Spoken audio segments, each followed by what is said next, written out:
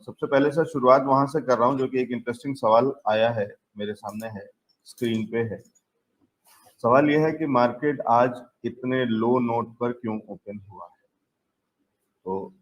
मैं जवाब दूं उससे बेहतर होगा कि ये जवाब आप दे दें, क्योंकि आपसे बेहतर इस सवाल का जवाब कोई नहीं जानता है। तो संतोष सर, बाजार आज इतने लो पे इतनी गैप डाउन ओपनिंग क्यों हुई है, और ये जो टर्बुलेंस शुरू हुआ है जो थर्सडे से शुरू हो गया था, जब मंथली एक्सपायरी से अभी तक जारी है, कैसे देख रहे हैं, क्यों हो रहा है और आगे का सफर कैसा है? तो अलेक्स जी, सबसे पहली चीज अगर आप देखें मार्केट में तो महंगाई की चिंताएं बहुत ज्यादा है और इसी चिंता को फेड जो रिजर्व है उनके चेयरमैन ने जैक्सन होल पॉलिसी स्टेटमेंट जो उन्होंने दिया था और वहाँ पर जो बैंकर्स के सिंपोजियम है उसमें जो उन्होंने बयान दिए वो बयान काफी निराशाजनक थे मार्केट के लिए। उन्होंने यहाँ तक कह दिया कि हम किसी भी हद तक जाएंगे इन्फ्लेशन को कंट्रोल करने के लिए। महंगाई क्यों बहुत बड़ी चिंता का विषय है, न केवल सेंट्रल बैंकर के लिए बल्कि सरकारों के लिए भी। देखिए महंगाई में जब कभी भी इकोनॉमी जाती हैं तो एक वीसीएस साइकिल होता है। धीरे-धीरे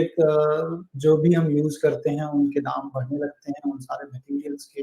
पदार्थों के दाम बढ़ते हैं और उस दाम बढ़ने के कारण कुछ चीज़ें जो हमारे परचेज़ लिस्ट से बाहर निकल जाती हैं और फिर हम डिफर्ड करते हैं अपने डिसीजंस को कि हम परचेज़ करेंगे, अन्यथा जब तक कि बहुत ज़रूरी ना हो। तो ये एक वीसीएस साइकिल चालू होता है इन्फ्लेशन से और जब हम परचेज़ कम करते हैं तो मार्केट में क्या होता है कि आप देखेंगे कि इकोनॉमी की एक्टिविटी धीरे-धीरे कम होने लगती है।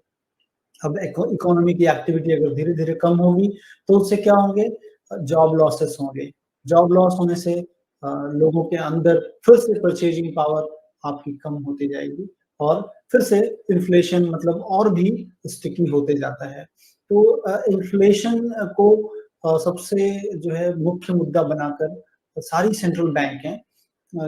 कोशिश कर रही है कि इन्फ्लेशन किसी भी तरह से कम हो सके और इन्फ्लेशन के जो फैक्टर्स हैं अभी तक बहुत ज़्यादा रिसीड होते हुए नहीं दिखे हैं। अगर आप देख लें पूरी दुनिया में जियोपॉलिटिकल टेंशन के कारण एनर्जी के प्राइसेस काफ़ी बढ़ चुके हैं और वो एक बड़ी चिंता है। जबकि हमने क्रूड ऑयल में थोड़ा कूल ऑफ ज़रूर देखा है, लेकिन अगर एनर्जी में देखें तो गैस के प्राइसेस अभी भी काफ़ी बड़ा मतलब उछाल लेकर और अपनी ऊंचले स्तरों पे हैं। सबसे बड़ी दिक्कत आ सकती है जो कि यूरोपियन नेशंस में मोस्ट ऑफ दी कह लें कि इलेक्ट्रिसिटी जो यूज़ होती है बनती है वहाँ पर गैस से बनती है। तो और गैस के दाम इतने ऊपर चले गए हैं कि रिसेशन में जाते हुए इकोनॉमीज दिख रही हैं। बहुत ही स्लेंडर मार्जिन होगी कि आप रिसेशन से बच सकें और रिसेशन अगर आता है तो ये एक और बड़ी चिंता मार्केट के लिए होगी। सिमिलरली यूएस की भी अगर बात कर लें तो वहाँ पर भी ऐसा लग रहा है कि बहुत ही कम चांसेस होंगे कि रिसेशन से बच सकें, क्योंकि अब जो इन्फ्लेशन लग रहा था कि ट्रांजिटरी है, जिसको कि सारे सेंट्रल बैंकों को लग रहा था, बैंकर्स को लग रहा था कि ये शायद एक ट्रांजिशन फेज होगा जिसमें कि हम जो उभर जाएंगे, लेकिन उससे उभरते हुए हम नहीं दिख रहे हैं। जिसके कारण जो है सारी सेंट्रल बैंकें बहुत ही टोज पे हैं अपनी और चाह रहे हैं कि किसी भी तरह से इन्फ्लेशन कम हो और इन्फ्लेशन कम करने के लिए सेंट्रल बैंक के पास एक ही चीज होती है जो कि इंटरेस्ट रेट, और इंटरेस्ट रेट अगर इकोनॉमी में बढ़ते हैं उससे कह लें कि कॉस्ट ऑफ कैपिटल बढ़ जाता है। तो जितने भी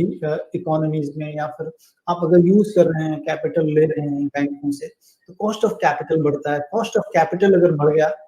इन्फ्लेशन की मार ऑलरेडी कंपनियों की बैलेंस शीट में उनके पीएनएल में हम देख रहे हैं और एक कंपोनेंट और जुड़ जाएगा जो कि इंटरेस्ट रेट आउटगो मतलब इंटरेस्ट आउटगो होगा कंपनियों के बैलेंस शीट से। तो वो एक और साइफन होता हुआ फंड दिखेगा जिससे कि उनकी मार्जिन श्रिंक हो जाएगी सारी चीजें और प्रॉफिटेबिलिटी काफी कम हो जाएगी। तो ये सारी चिंताओं के कारण मार्केट जो है वो काफी निराश है